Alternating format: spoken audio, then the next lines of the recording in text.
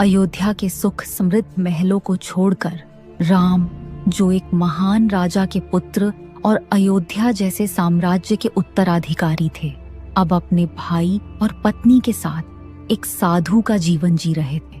उनके हृदय में कोई शिकायत नहीं थी, बस एक शांत स्वीकार, पिता के वचन का पालन और धर्म का निर्वाह। लक्ष्मण, जो वीर योद्धा थे, उनके लिए यह वनवास एक तपस्या थी।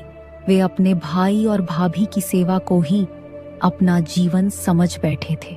दिन रात वे अपने भाई भाभी की कुटिया की निगरानी रखते, बिना नींद के, बिना आराम के।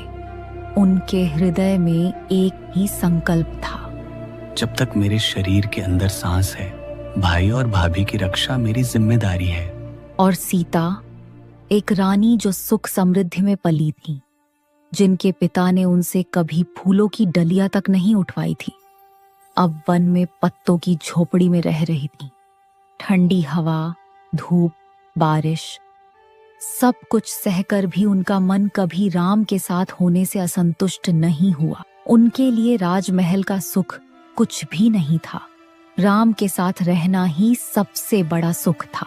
लेकिन फिर भी कभी कभी उनकी आंखों में आंसू आ जाते, क्योंकि वो जानती थीं कि राम अपने प्रेम से उनकी कठिनाइयां छुपाना चाहते हैं। यह वनवास तीनों के लिए एक दंड कम और धर्म का यज्ञ ज्यादा था।